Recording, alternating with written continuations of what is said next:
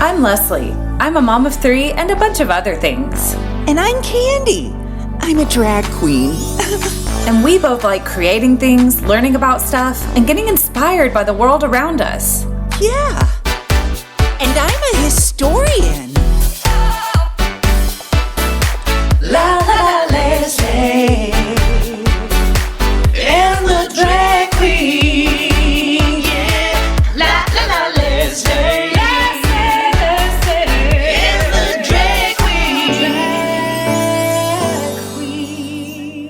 Hey, Candi. How are you? Oh, hi. I'm good. How are you doing?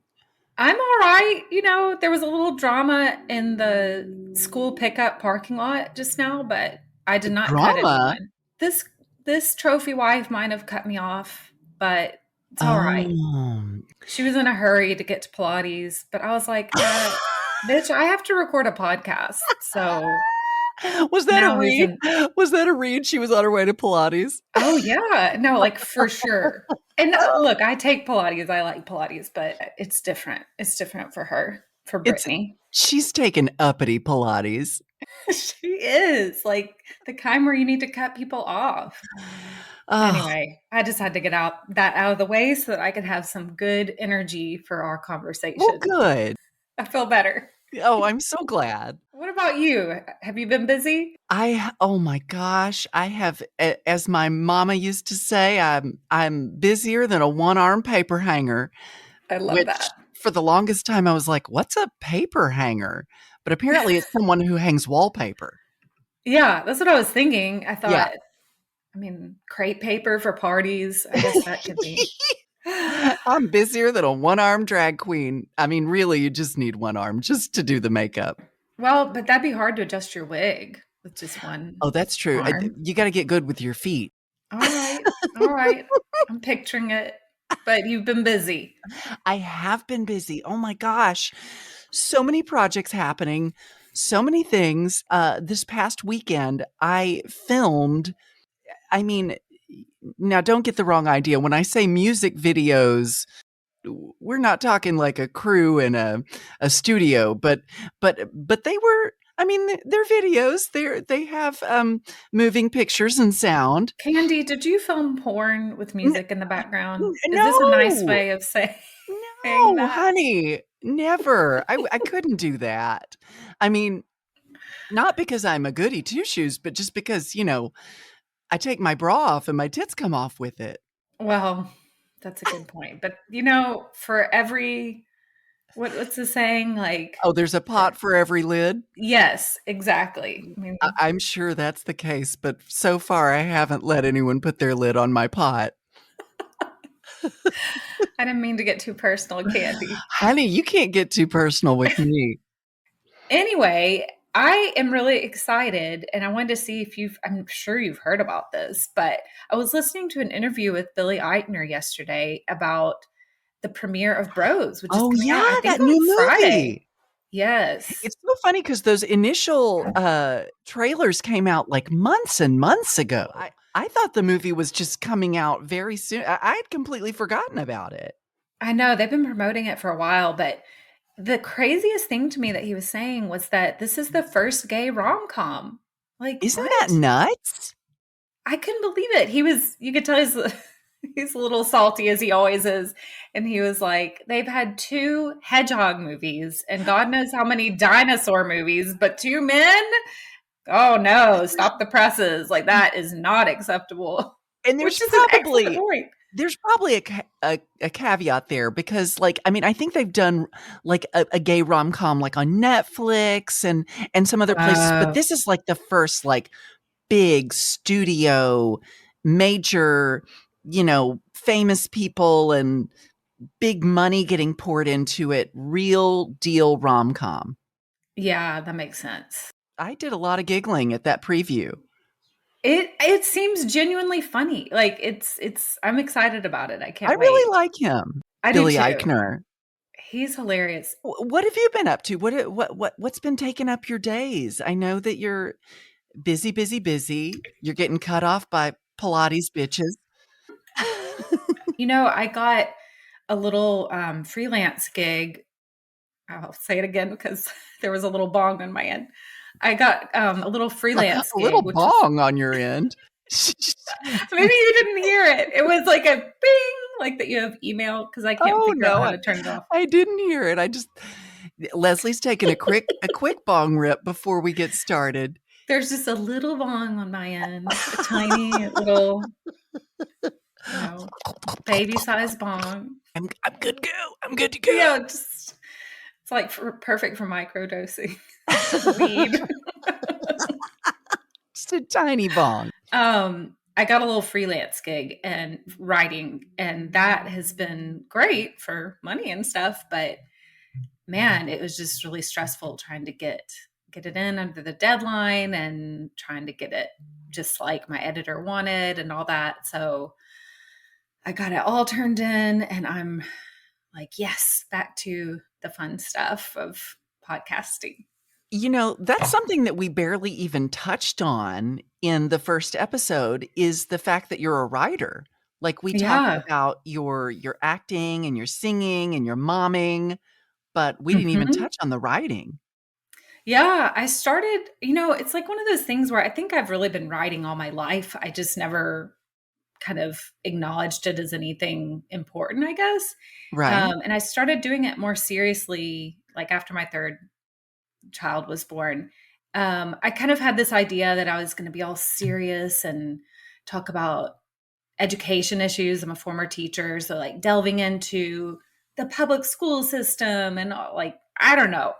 And then I started writing and my smart mouth took over and it was just all smart ass, sarcastic, funny stuff. And it was kind of a pleasant surprise because I really hadn't thought of myself as funny before that. Not in a way that other people would want to, read my stuff or anything.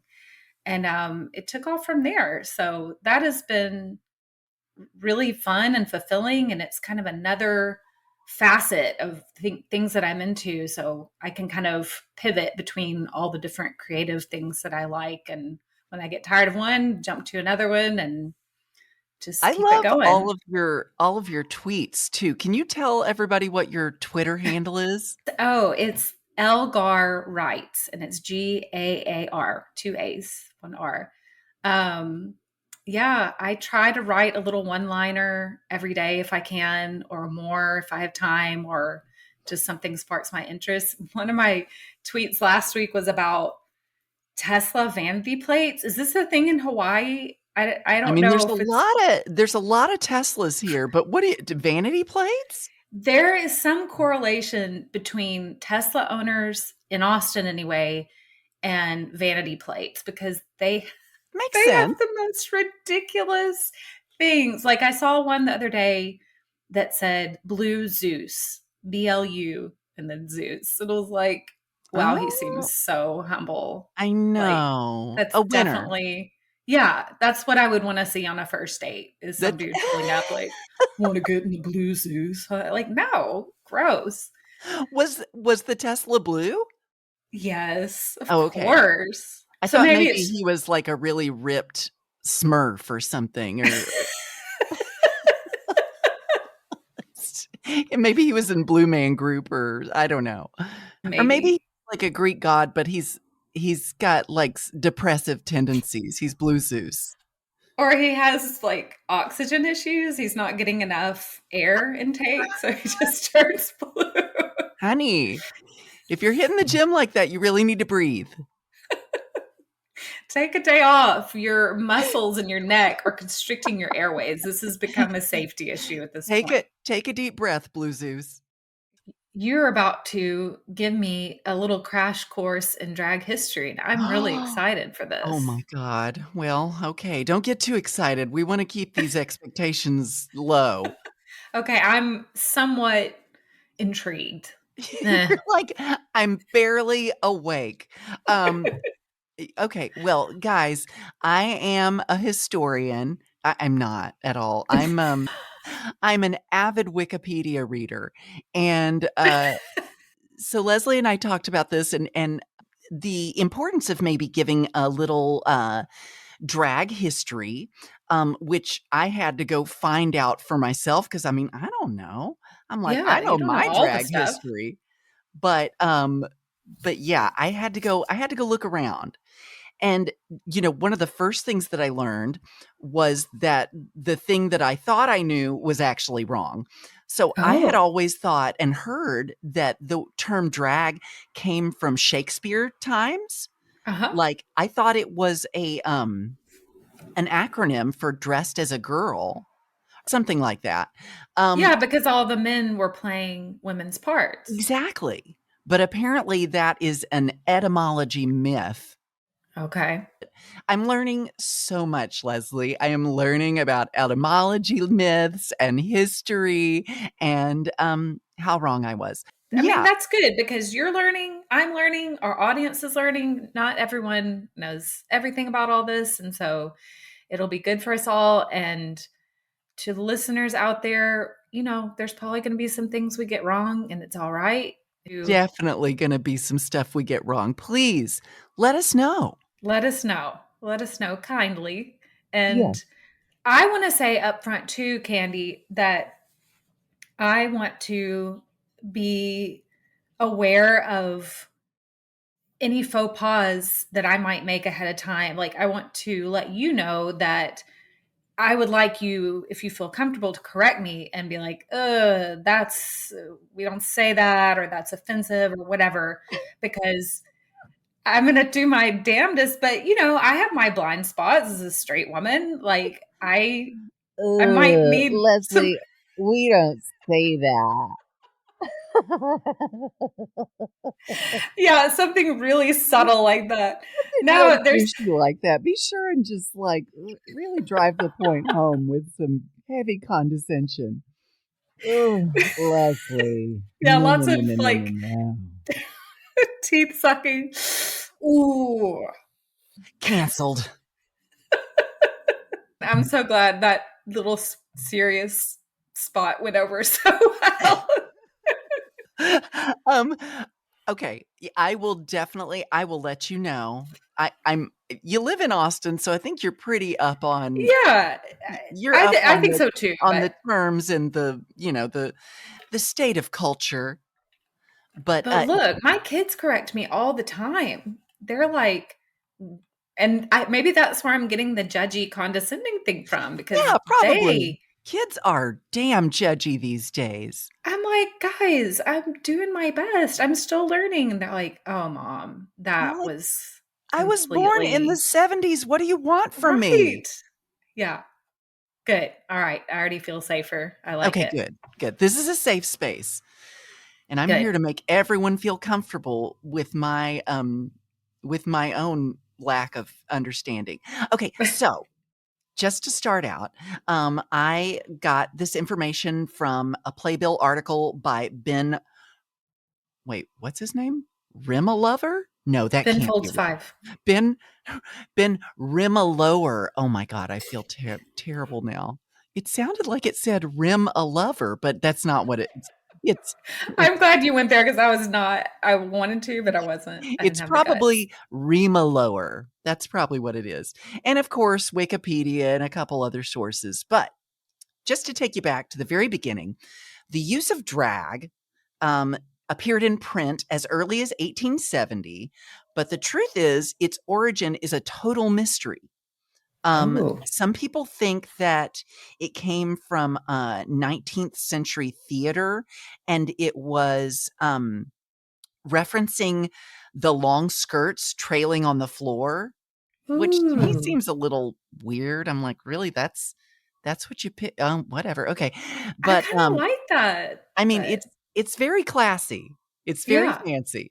But it may have been based on the term grand rag, which was historically used for a masquerade ball. It's not an extra large maxi pad, it's actually a masquerade ball. And and then of course some have suggested that drag stands for dressed as a girl. So who knows? It's a magical mystery term that just appeared. But drag goes all the way back to ancient Greece because in Greek society, women were, of course, considered vastly inferior to men and unfit for the stage because it was one of society's most respected art forms.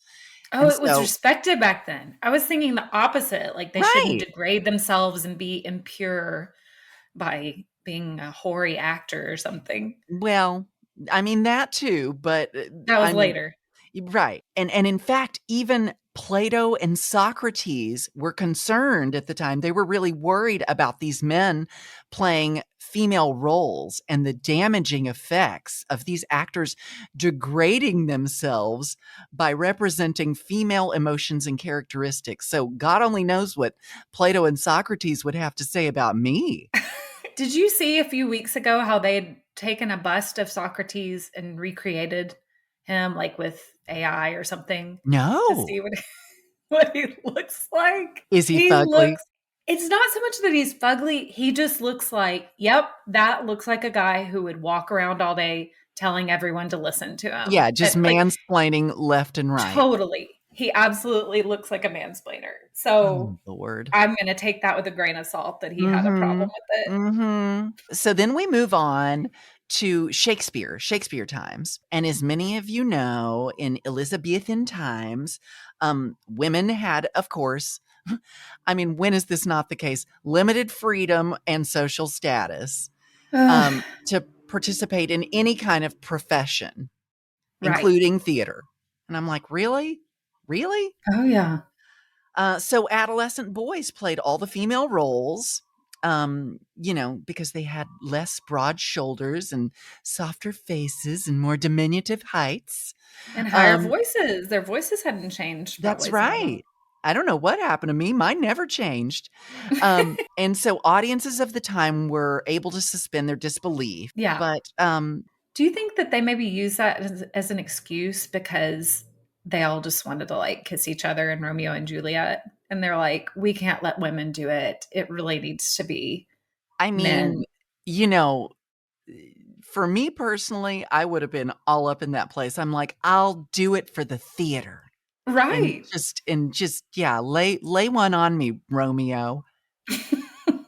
No, I don't enjoy this at all, but, can we do it No. with tongue next time? Just, for realism. Let's just try it again. But Yeah. we need Let's to take get that this a just couple right. more times. We might need to just go to my place and workshop this for a while. Right. It's for the art. Mhm.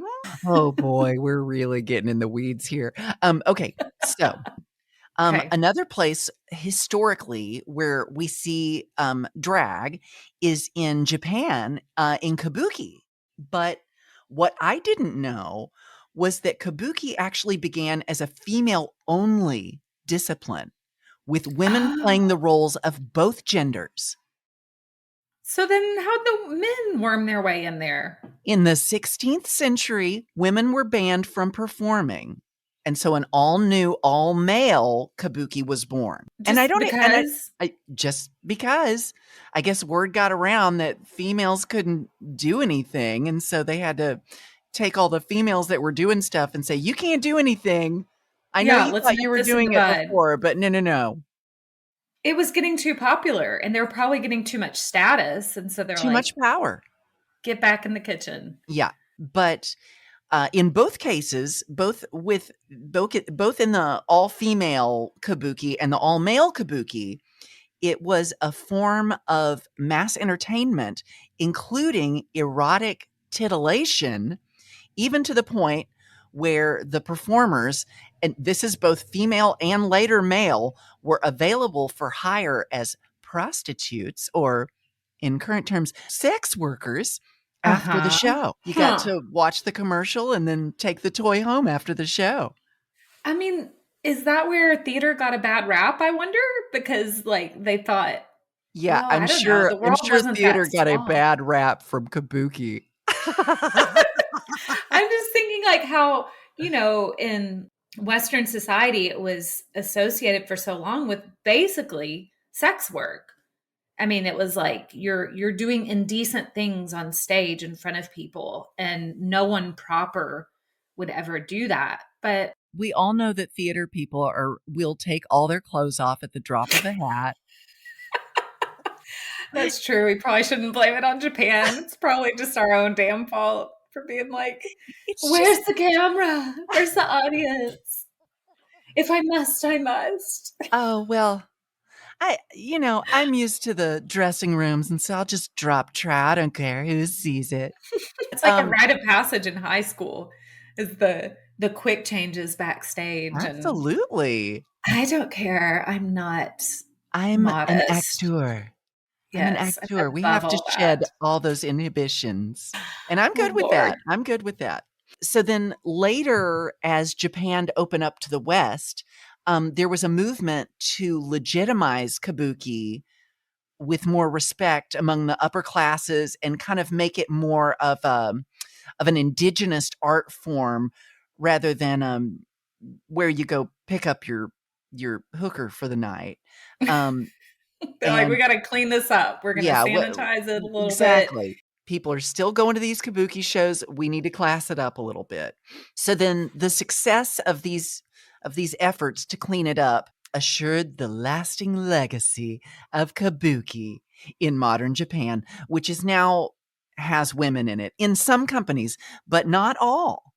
There's still Wow, even all now. male. Yeah, even now.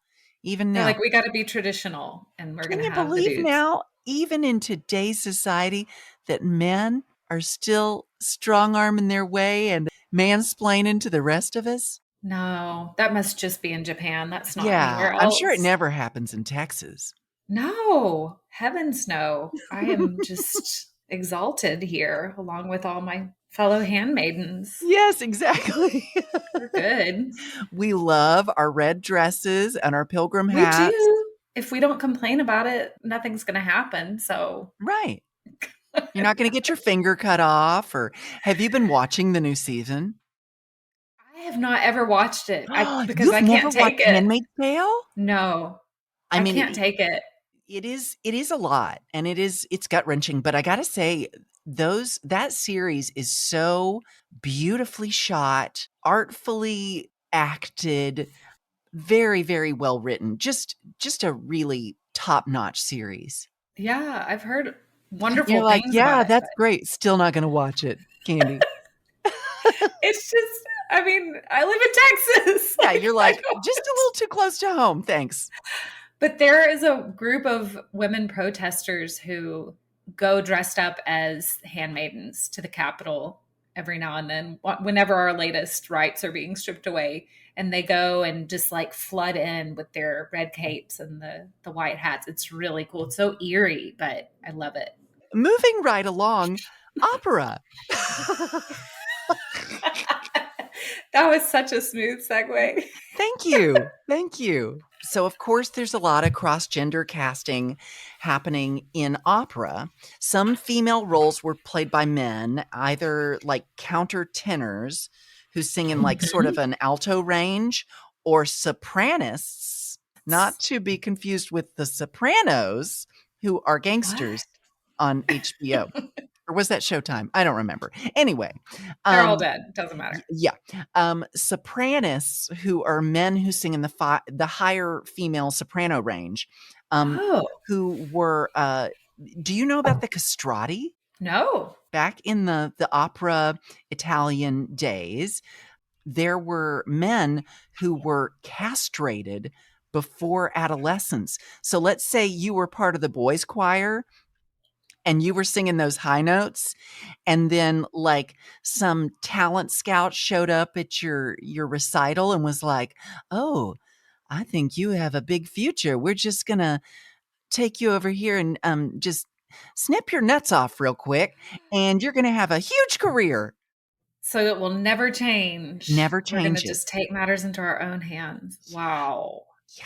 I wonder if that was like an honor or if they were terrified I or you know, both. when I was in my Anne Rice phase in high school, she wrote a book about castratis, that was Oh, called something of heaven, cry to heaven. I knew heaven was in there. It sounded frustrating, honestly. But according to Anne Rice, there was still a lot of sex going on. Anne Rice had a lot of sex scenes in those books. I don't know if you knew that.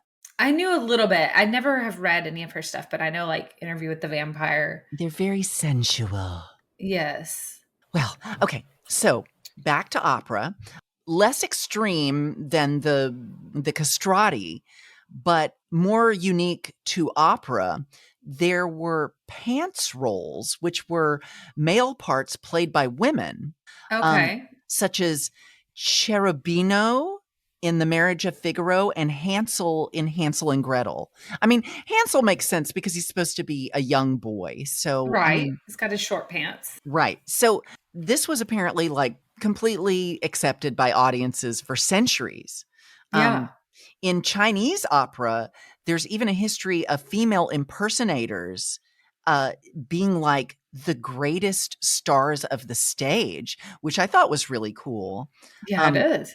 Most notably, there was this actor or this singer actor opera star Mei Len Fang. They toured the world in the early 20th century, and they performed for Hollywood stars and heads of state, and is said to have Oh. influenced Stanislavski. Oh, wow. I thought that was interesting. Yeah, I never even knew Mei Len Fang. Mei Lan Oh, Fang. wait. I have heard about that. Didn't they make a movie about that person? Oh gosh. That's going to drive me nuts. But that is on my radar somehow. And now Anyway, that I'm saying that's it out loud, it does sound vaguely familiar to me. Guys, Mhm. welcome to the History Podcast, where I'm sure that I've heard of this before. It sounds really familiar. It's like middle-age history podcast where we're like, "Hang on, that when was that?" I don't know. Let's just Yeah, let's just move on. Let's just move on. Oh, gosh. In the Victorian era, that's when the term drag is first officially used. Like in 1904, there's this guy, Julian Eltonage, who Mhm. makes his Broadway debut and tours the world as a singer and feminine mimic slash impersonator. He was able to put off the gay panic, basically, of society by emphasizing his masculinity off stage, like clearly Okay. defining the fact that he was a man in women's clothing. That makes such sense. It's like, we can handle you if you're playing a role, Right. but we cannot handle you if you don't let go of that off stage. Exactly. And of course, gay was just unspoken. No. Like that was just Yeah. we didn't talk about that. So at this point in history, drag was not related to queer culture. Like they were, in the eyes of society, two separate things. So it wasn't seen as like queer visibility in any kind of way. And even like as we start to move into more modern times and like movies and television, it was still not seen as a gay thing. Like, Right. some like it hot. I was just gonna say that. Yeah, like it's just like, oh, they're just playing a funny character. No, there's nothing. Exactly. It was all like silliness. Like Herman Munster playing Aunt Herman. In fact, there was this quote that I found by this author, DeCaro. He wrote this book, Drag Combing Through the Bigwigs of Show Business. And he said, basically, a lot of drag in television, really up until RuPaul's Drag Race, Wow. was to take the straightest, hairiest, ugliest guy, put him in a dress, and a straight guy will fall in love with him. That's Right. the story always. Like a gag. Yeah, Just like Bugs totally Bunny putting on some lipstick uh-huh. and a dress. So that's this popular culture drag. But even as early as like the 1920s, there was an underground LGBT subculture that has become known as ballroom culture or ball culture. You know about this, don't you, Leslie? No. I was just Oh gonna my say, I gosh. don't know. Okay, so these were these contests and these balls, so to speak, where people would quote unquote walk, i.e., compete for trophies, prizes, and glory in these balls. Like a And pageant. Like an like a underground pageant, pageant. yes, they were mainly young African American and Latin American members of the LGBTQ community.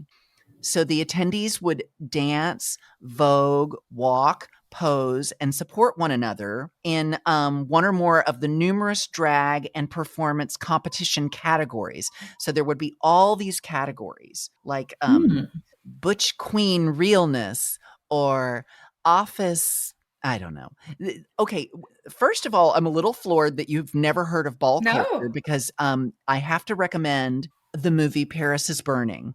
If you've never Okay. seen it, it is an incredible documentary from the 70s, late 70s, maybe early 80s, that really. Oh, no, no, no. Sorry. It's not from the 70s. It is from the 80s because it was also around that time that Madonna's Vogue came out. So basically, Ah, Madonna, as she's done with so many other things, absconded with this cultural re- movement and acted like it was hers. really? She ripped that off Oh, from yeah, that culture? honey. She ripped it Oh, off. I had And no so idea. yeah, so ball culture first gained exposure to a mainstream audience in 1990. Ugh, I'm saying it's in the 70s. Oh no, it's in the 80s. Just kidding, it's 1990. Wow. But Um, so were those the like balls? Is that what you said? The mhm. ball were they held all over the country? Was it in certain pockets, like bigger um, cities? a lot of this happened in New York. I know for sure Yeah. that it was a very New York experience, but it went back as far as the 1920s. And so basically, this is where you start seeing houses. So you would have like the House of Extravaganza, and you'd have the mother of the House of Extravaganza. Like even though I don't really participate in any balls per se, because we don't really have anything like that currently happening here in Hawaii, but I'm the mother of the House of Shell. So then Oh, all of my drag daughters are part of the House of Shell. okay. So these houses were this long-standing tradition in LGBT communities and especially among racial minorities where chosen families of friends live in households together, forming relationships and a community to replace the families of origin from which they were most likely estranged. It's like a fabulous gang. The balls, you It's mean? like the houses because it's like recreating what you may have lost. Like if you're rejected by your family for dressing like a woman or doing these things, Or just being then you gay? being gay, exactly. Like then making your own family. Exactly. I mean, chosen family is such a huge part of gay culture, and honestly, Yeah. I think it's a big part of being an artist too. Like Yes. a lot of us as artists have kind of had to, you know, separate in some ways from our families depending on the way that they view our lifestyle or our profession or and so, I think chosen family for anyone who's been rejected by their family of origin is something that It's huge. a lot of people can relate to. Yeah, definitely. So then in 2018, there was a series Pose. Did you ever see this on Yes. FX? No. I Okay, have so much homework. so I heard from a lot of my theater friends about it and how wonderful it was, it's a but I haven't great seen it. show, and it kinda gives you a peek into the ballroom culture, although I can't recommend Paris is Burning enough. Pose Mm, never would have even happened if it hadn't been for Paris is Burning. But so okay. Pose is like a fictionalized account of the lives of some of these people that came up in the ballroom scene. But it was, Oh, how cool. that's a Ryan Murphy project, the guy who did, American Horror Story and Glee. Oh, nice. This is good. I was looking for new things to watch, so now I Well, have my list. you're welcome. Thank you, Michelle. So, I also want to touch on real quick, and then we're just going to move right on up to the modern days. Marsha P. Johnson. Now, do you know who Marsha P. Johnson is? No. She was a self identified drag queen, but she was in drag during a lot of her daytime hours as well. He's also known as Malcolm Michaels Jr., but I'm just going to freely just go back and forth between he and she here. Okay. She was an American gay liberation activist. You have heard of the Stonewall Uprising of Yes. 1969, right? Yes, I have.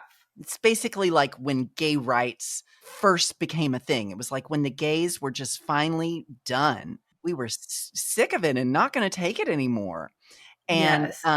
And historically, Marsha P. Johnson has been mistakenly credited for throwing the first brick and starting the riots. But Marsha P. Johnson was always forthcoming about not even having been present when the riots began. But Marsha P. Johnson was the founding member of the Gay Liberation Front and co-funded the radical activist group Street Transvestite Action Revolutionaries, aka STAR, alongside close friend Sylvia Rivera. So, I think that drag queens in queer culture have always sort of been on the edge, like even among the gays.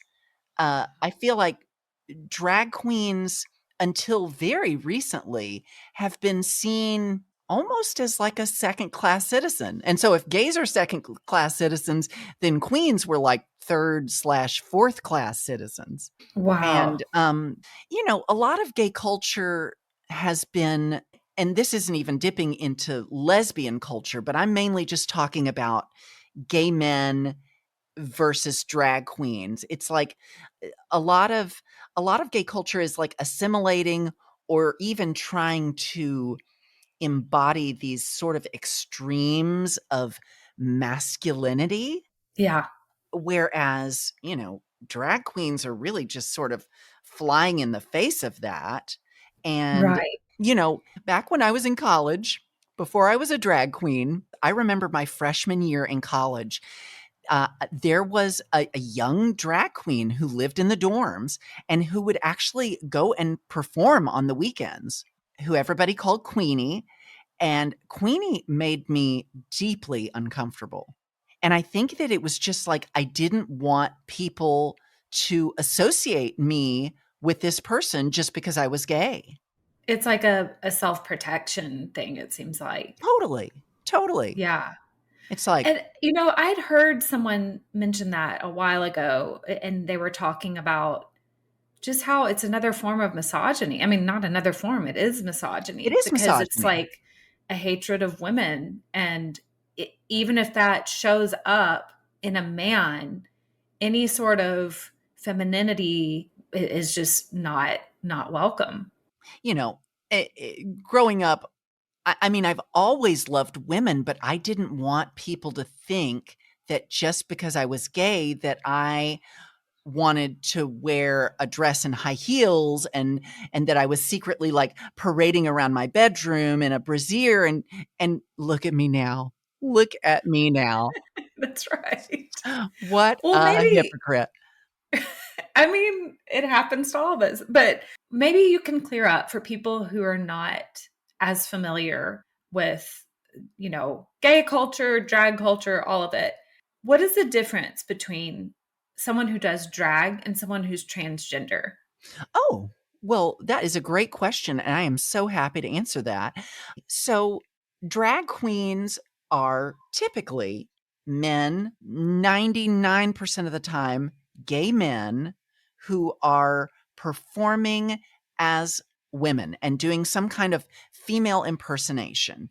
And it's usually like a very over the top kind of femininity. It's like it's beyond. I mean, it's why the makeup is so extreme and why the hair is so big. It's you're not just trying to look like Sheila from down the block. You want to look like a goddess.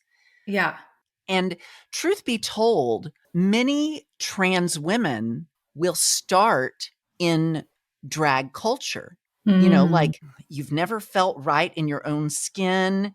You know that you're attracted to men. You find your way into this scene where you are accepted for portraying all of these feminine aspects of yourself that you've always kind of had to hide otherwise. And then, mhm. like, over time, perhaps you discover, actually, this feels more true to me than my waking life of trying to hack it as a man. And Right. it's certainly not the case for all trans women, but and especially now, I think there's much more room for trans individuals to just be like, this this just isn't me, like, this is Right. not. And Leslie, to be perfectly honest with you, I felt that way when I was very young. When I was first going through puberty, I hated it.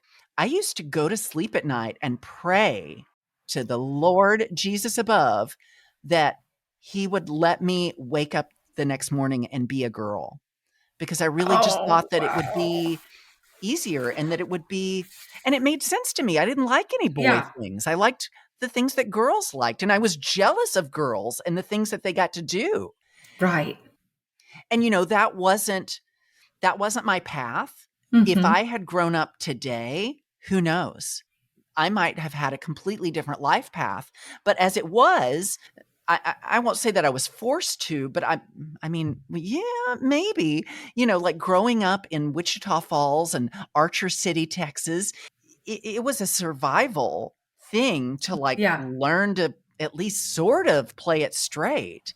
Hmm. And then in college, I think I finally was able to sort of embrace my masculinity and my identity as a man.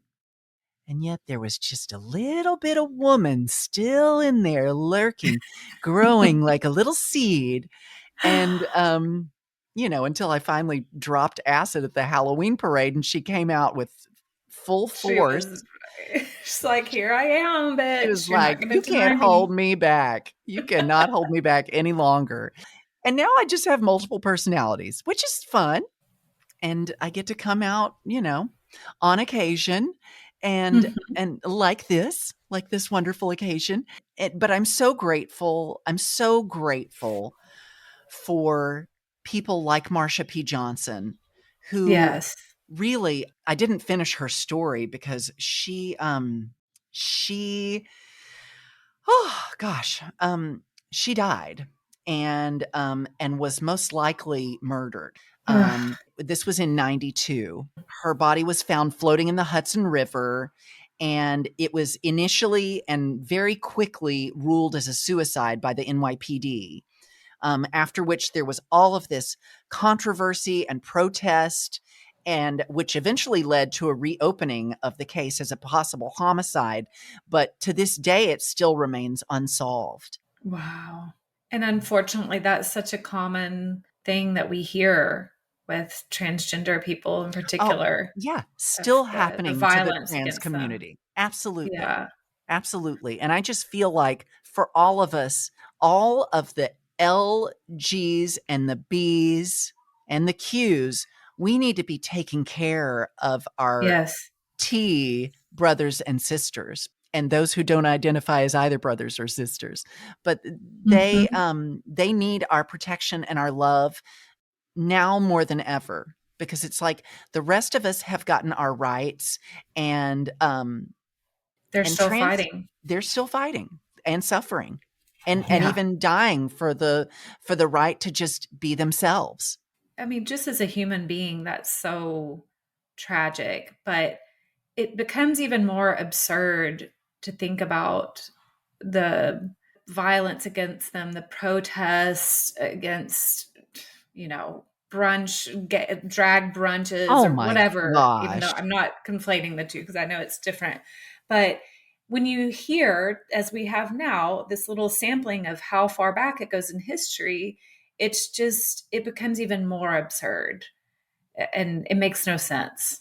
I agree. I mean, just like in this political climate we're living in right now, it's just everything has become this polarizing political stunt. I mean, just like Stunt. it just feels Yes. like people don't even really believe in what they're doing. It's just all about owning the libs.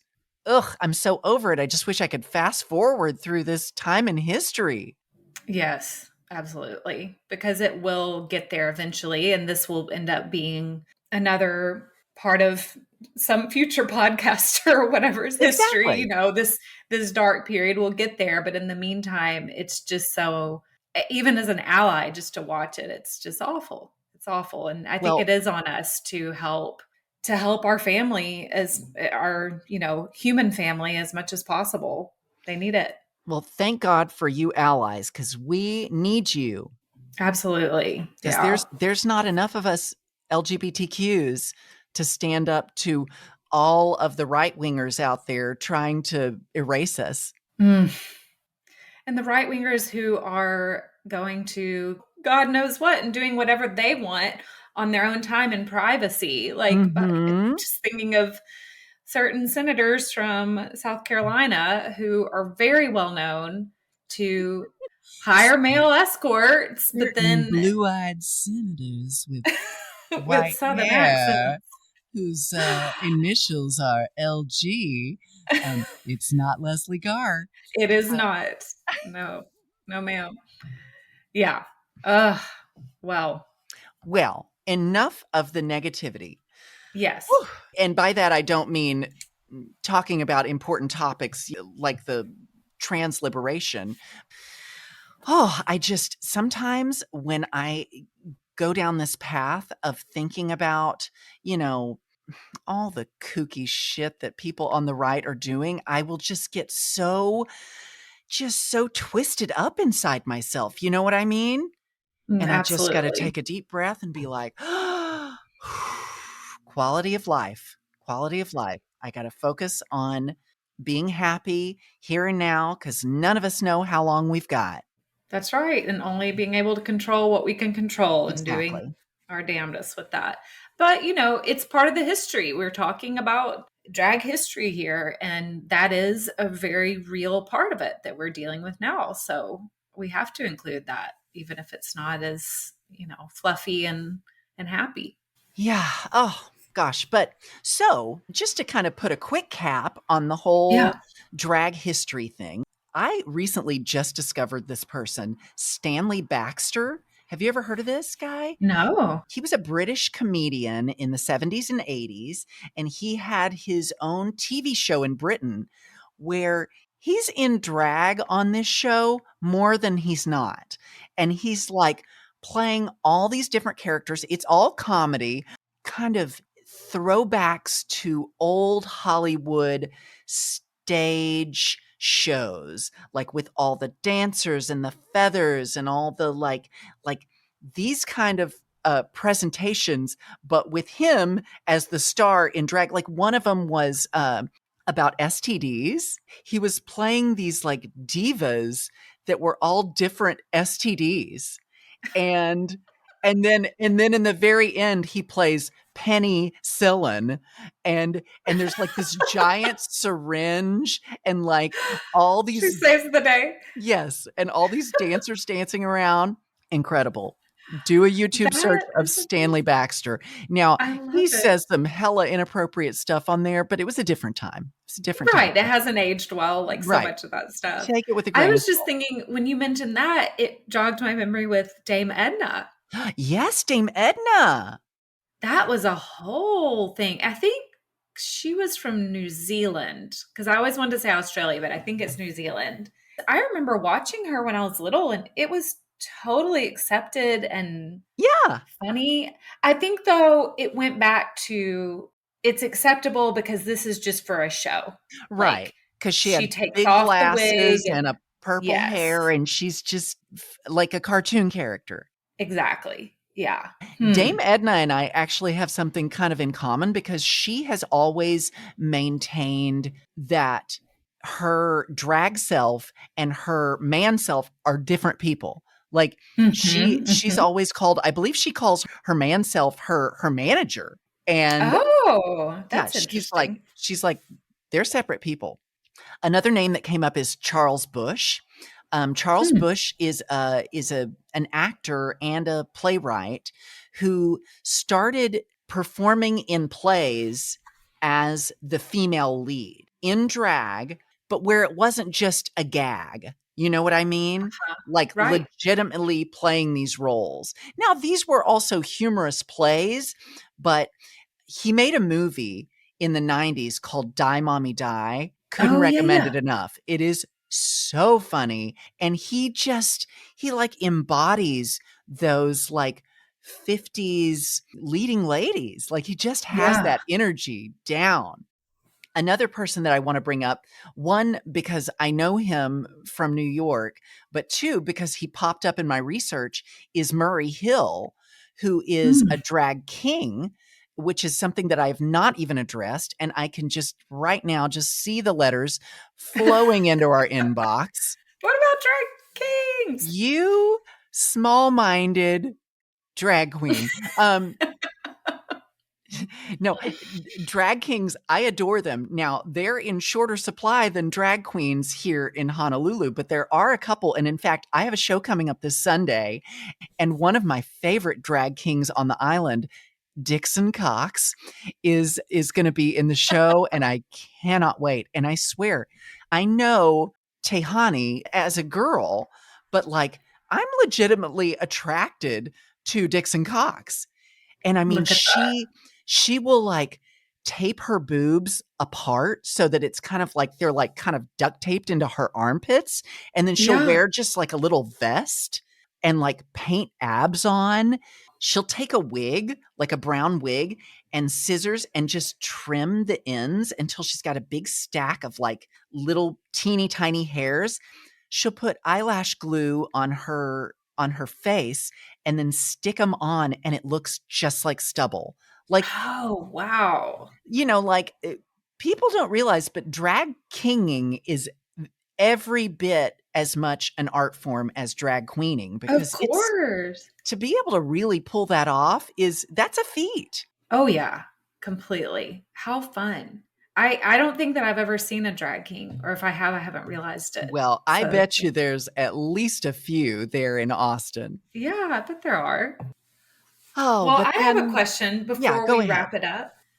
So, one thing that I had mentioned to you before that I've noticed in my little like baby knowledge of drag queen, culture and everything, but it kind of hit me the other day that RuPaul, probably the most famous drag queen, I guess, in modern times, doesn't have a drag name. And that kind of I never really thought about it before, but it stuck out and I thought that's interesting because that's so much of the fun part to me of drag culture is these crazy like double entendre names and stuff.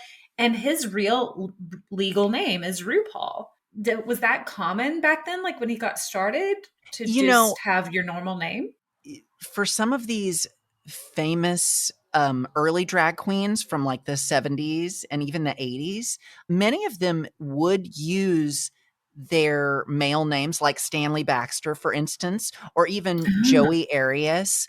And RuPaul, that name is just so different. I'm not sure what his motivation was in using it, but it may have even been the result of just a precedent, you know? And mm, also, RuPaul and I have things that are eerily in common between us. For instance, we both started in gender bendery rock bands. Like oh, when RuPaul started, he was not like this glam queen that we see today. He was like mhm, a gender bender rock star, like hmm, in the same vein as David Bowie or Iggy Pop, like someone who yeah, was, you know, wearing lipstick but just like a torn up t-shirt and thigh-high boots. like a Uh lot more raw. yeah, yeah, and it was much later in his career where he was just like, everybody is responding so much to this drag stuff I'm doing. I'm just gonna take it there and see what happens. And Yeah, and it was the right thing to do. But heck yeah, I God. saw this quote from RuPaul, and he said, RuPaul is my real name, and I tell all the kids, if you're going to go into showbiz, do not use your real name. He says, because it winds up on all of your public records. Oh, that's true. He's, like, kicking himself. Well, I Yeah, guess he's now like, I he's mean, probably over it. yeah, I think he's probably fine. He cries into his piles of money. Poor Okay, dear. the other question I had was, You were talking earlier about the exaggerated version of femininity that, is so present in drag culture or drag queen culture, like, the big eyes, the huge hair, the super exaggerated sexuality.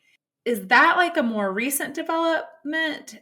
Was that, maybe you don't know, I don't know, but that to me is so synonymous now with the culture that, like, I don't know of any subtle drag queens that just go for like a natural look, a beachy wave, type I thing. mean, there are a couple, even from Drag Race. There's one queen, Plastique Tiara, and Uh-huh. when you see her in drag, she looks like a Victoria's Secret model, just straight up. Ooh.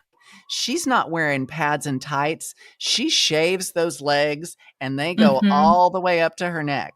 So there are so many different versions, but generally part of the reason why drag queen makeup is so exaggerated is because you're trying to take a man face and turn it into a female face. And so there's all these changes that need to take place to kind of fool the eye or to, Right.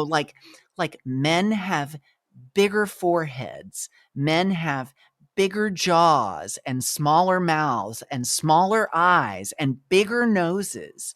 I feel like my drag makeup over the years has become way more illusory, if that's the right word, like creating an optical illusion Mhm. whereas, like I see some of these old pictures of myself where I just had like woman makeup on, like and now, like, I glue my eyebrows down, I get rid of them completely, I draw them way up on my forehead, I'm, like, doing all of this contouring and sculpting and making my nose look all skinny and overdrawing my lips, which Mhm. allows my jaw to look a little less pronounced, you know what I mean? Mm. If the mouth is Yeah. bigger, then it kinda fits the jaw a little bit more, and if the Right. eyes are bigger and the eyebrows are, like, rounded and up high, then it opens that space up. And then of course when you wear your wig, you pull it down past your hairline so then it looks like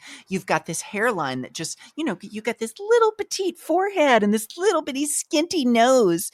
And so that's a big reason for it too. But also just like, we're as drag queens, I can't speak for everyone, but a lot of us, we're finally getting our chance to Yeah. wear the sequins and the glitter and the heels. And I mean, some of us just go hog wild with, It's we're like, it's just so we're go exciting, we're and gonna put all the colors and all the sparkles on our face. I love it. I'm gonna And do you draw my think lips up to my nose. that's right? There's also such a connection, and I'm sure there's a huge variety, but when I think of drag, I think of camp also, like the extreme makeup, and then just with the shows, super campy, tongue in cheek, lots of double entendre. Is that sort of, do you feel like it's connected with the makeup and the whole thing? Like you kind of have to do everything real big?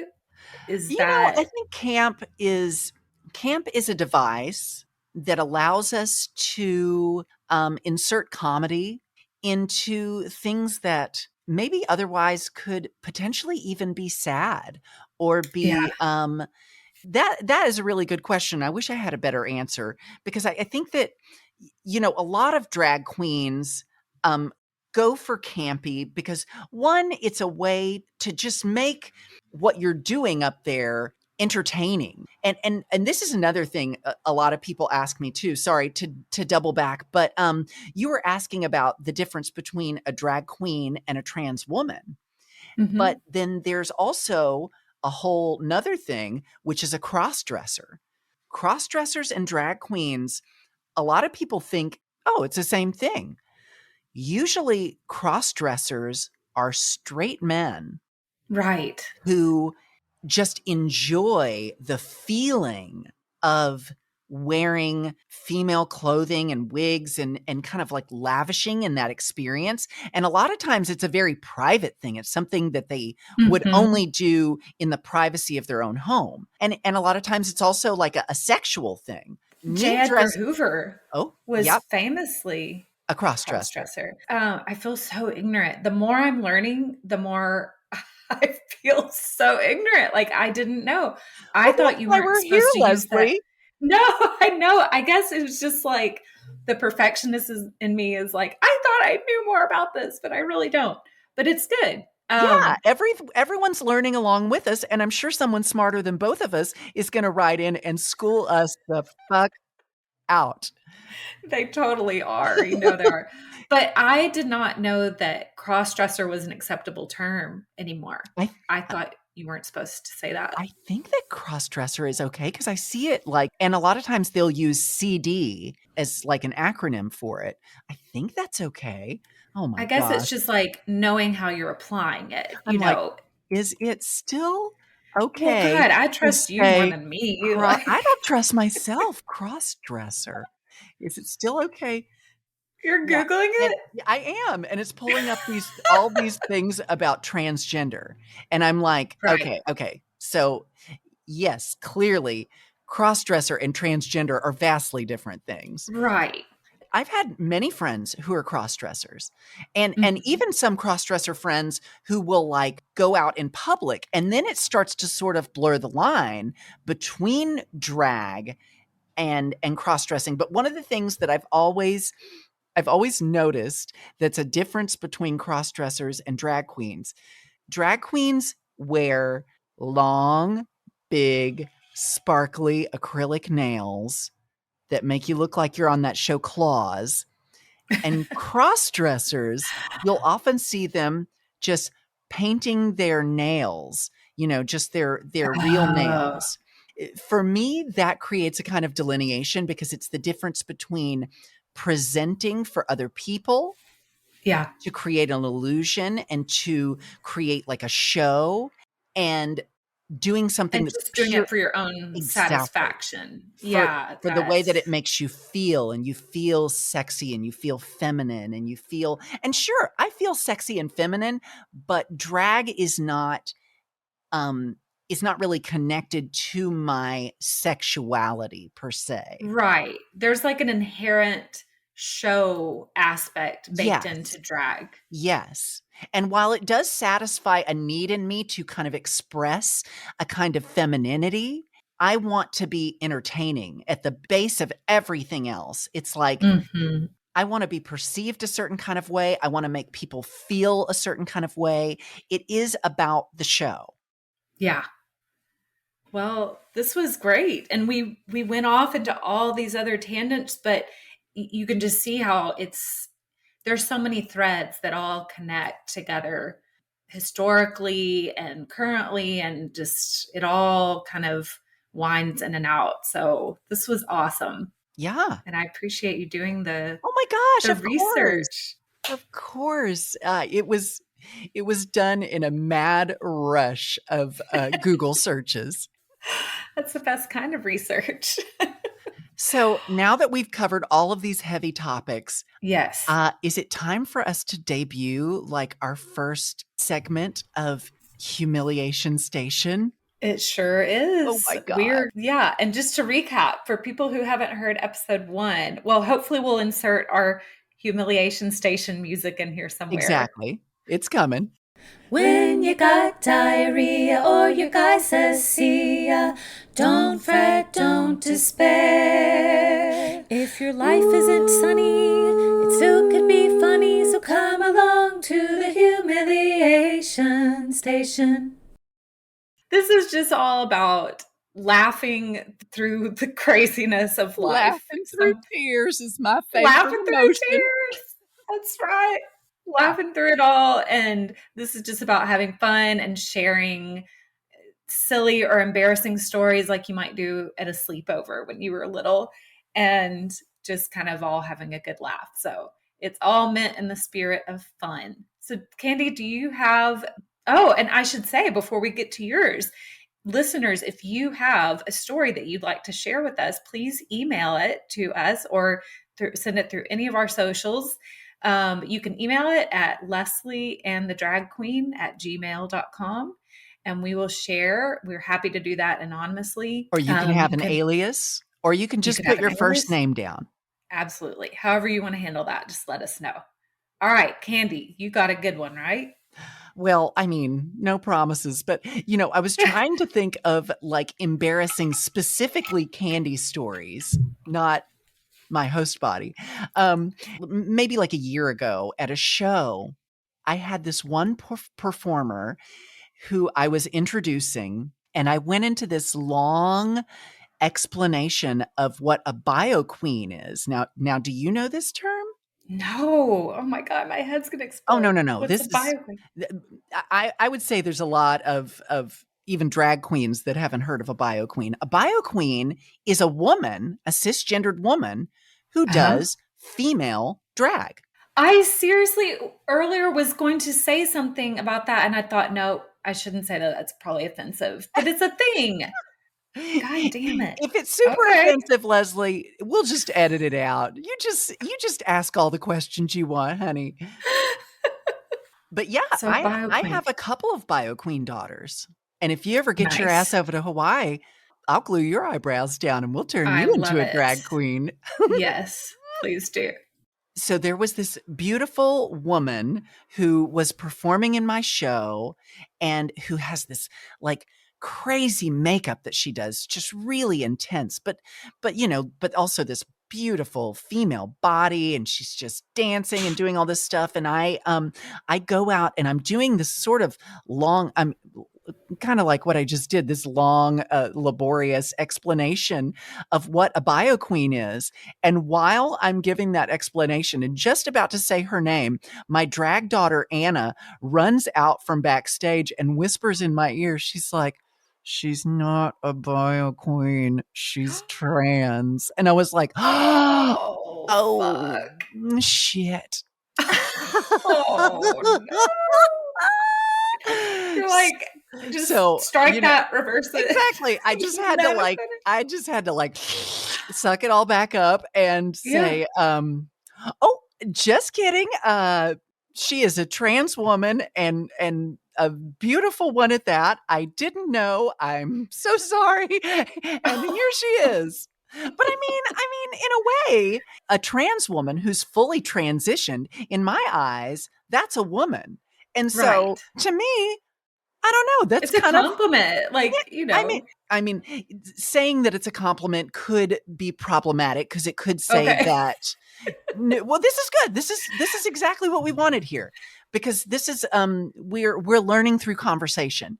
And it's Yes. but the reason it could be problematic is because it says that a cisgendered woman is more Right. desirable than a transgendered woman. But Got it. I've had to hack through all of these stereotypes and preconceived notions myself. And Yeah. and but now I see transgender women as women. And so to Yeah. me, she is a bio queen, you know, Right. because she's Right. a woman who's doing drag as a woman. Yeah.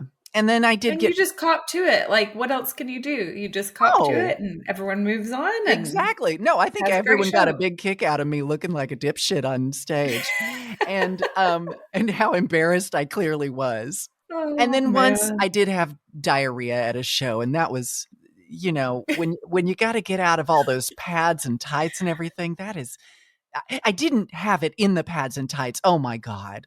Wouldn't that be terrible? Oh, Don't jinx I yourself. can't even think about it. Just like, maybe I shouldn't have had those 2 espressos and that banana before I went on You stage. have to plan your meals carefully and your liquid intake. Just God. just don't eat. Just don't eat. No. Um, so Bio Queen, that's my first humiliation station story. How about you?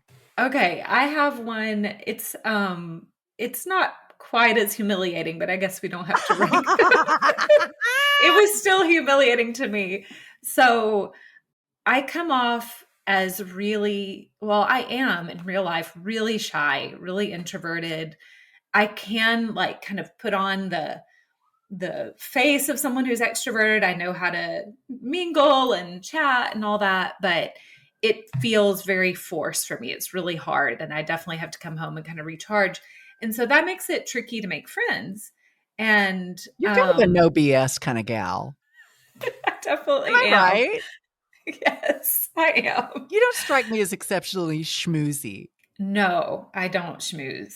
No, I don't. So I was taking a bar class on Saturday. I take like a lot. I take bar a lot. And afterwards, I was walking around the neighborhood with my husband and I saw this neighbor across the street, and we just moved in like a year ago, so we don't know a ton of people, but it's a really friendly, outgoing neighborhood. And I saw this lady out and she was with her daughter. And I recognized the leggings she had because they were very distinctive. And she had been in the bar class earlier, just, right down the road.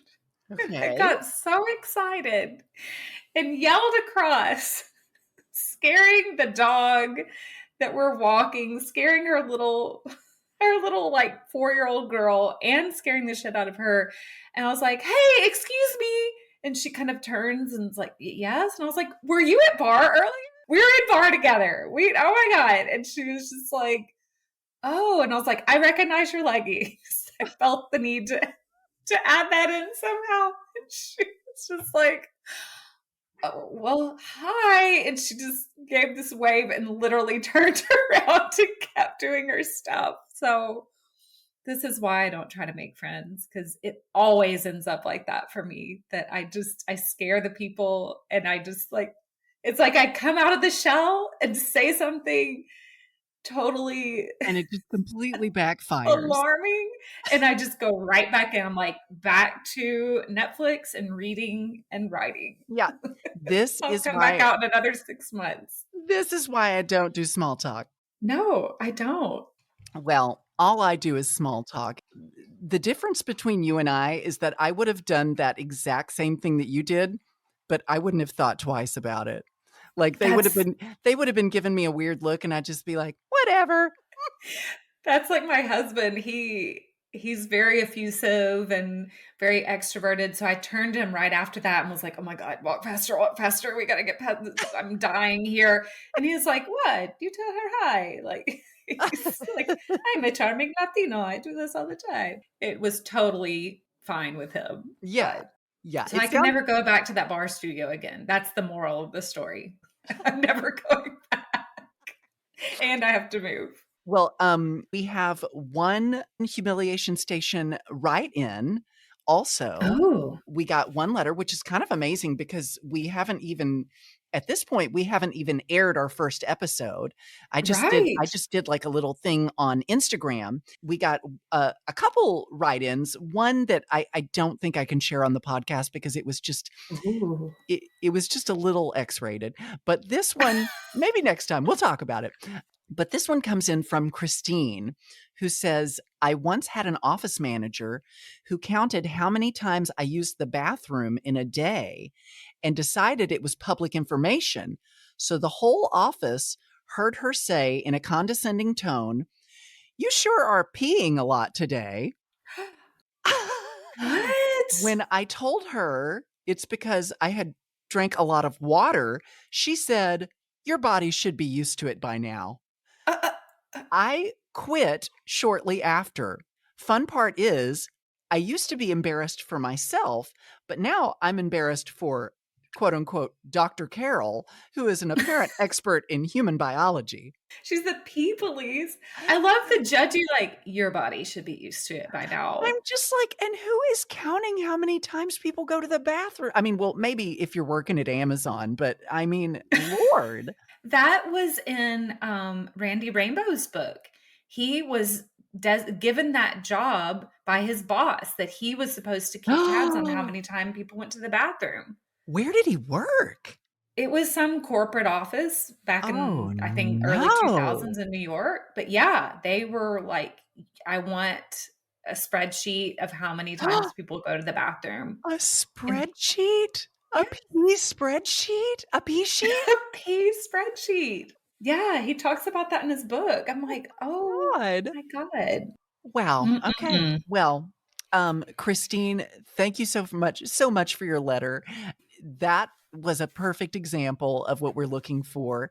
Feel free to go into well, okay. But Oh, watch wh- what you're saying there, Candy. I'm just gonna I'm just gonna suck Yeah, that right back up. yep, right along with the bio queen. Like, let's just take a few steps back. I'm sorry. What I meant to say is we love a well-written, narrated letter where you take us there and we get a sense of time and place.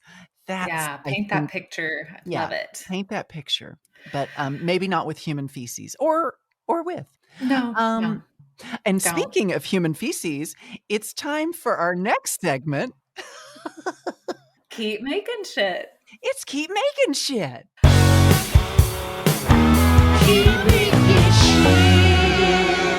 You better make it.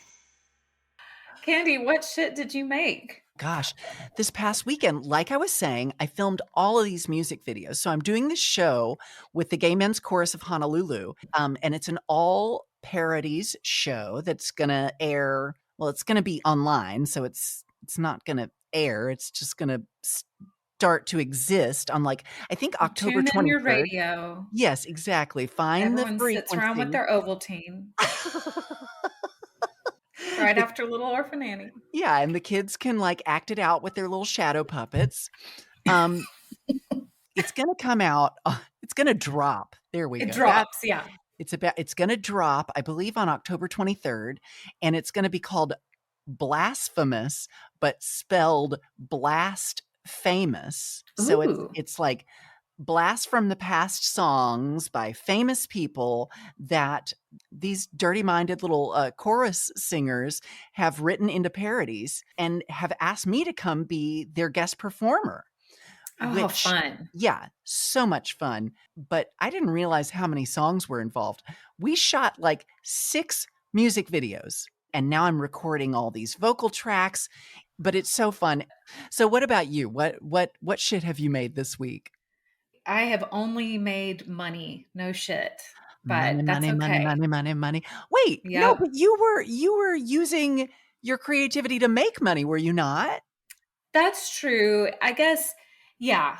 It just wasn't like fun writing. It was very research based. You know what I did though? I'm so like, I don't know what. I was doing this very like investigative research based piece of writing. I don't want to say more than that, but Okay.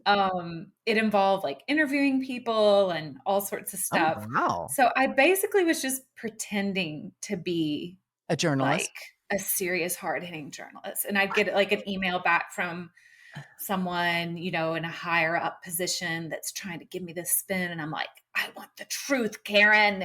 I don't want to hear your PR, you know, slick story. I want the real thing. And then I'd have to like calm myself back down and be like, okay, but just talk about You're like, the percentage it's not of Watergate. Calm down. now, just calm down. It's just a very straightforward research piece. But yeah, I don't really put that in the creative category, but that's how it is some weeks, y'all. And Exactly.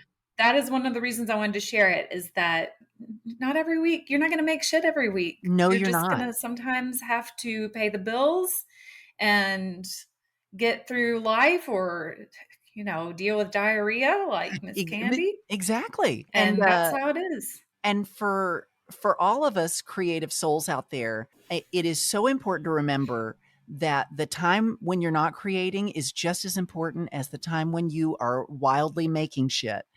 I think there's a quote from Bjork that I heard that really resounded with me. And she was saying one of the biggest lessons that she's learned as an artist is to come to a peaceful place with the time when she's not creating, you know, when Ah, it's not yes, happening, and to finally just stop like beating yourself up and be like, no, this is when I take things in. And at that's some right. point I'm gonna get filled up with it and then I'm gonna let it out. Yes, that is huge for me. And I think with other people feel the same way. It's like when you go in those kind of non-productive periods where maybe you're recovering or absorbing or whatever, I'm always like, that's it. I'm done. I Yeah, have it's over. It's never going to happen again. Yeah, never going to happen. I'm not going to do another show. I'm not going to write another Yep. joke. It is done. And lo and behold, it always comes back. And my husband's like, remember when you were so dramatic, 3 months ago? And you're like, just forget it. I'm done. I'm done with the theater. I'm like, shut up. I hate you. Because he's right. Well, I think that is a great life lesson for all of us, not just the self-identified artists out there, but for everyone listening, is just to be okay with periods of productivity and periods of no productivity at all. That is a revolutionary act in today's society, to I not agree. be productive all the time. So go do it. Do the unexpected. Yeah. And if you're trying to make shit and it's not working, just go pop on a show or read a book or take a walk. Yeah. And that's fine. It totally is. There's your pep talk, peeps. Yep. You're welcome. All right. We have had so much fun, Candi, and I could talk all day with you, but we're going to wrap it up for this But with time. Yeah. You can talk to yourself all day. I believe it. Well, we will see everyone back next we won't time. see them. We won't see them. Oh, shit. We will. We will feel. You will hear us. You will hear us, and we will feel you hearing us. Oh, God. Just bye, everybody. Bye, guys. Thanks for listening. Love you. Mean it. Bye. Enjoying the show? Be sure to subscribe so you don't miss a thing. Help us spread the word by rating and reviewing the show. And tell a friend while you're at it. Got a story for the Humiliation Station or for our Keep Making Shit segment? Send it to us at leslieandthedragqueen@gmail.com or on any of our socials, and you could be featured on an upcoming episode. You can find Leslie and the Drag Queen on YouTube, TikTok, Facebook, Instagram, and Twitter.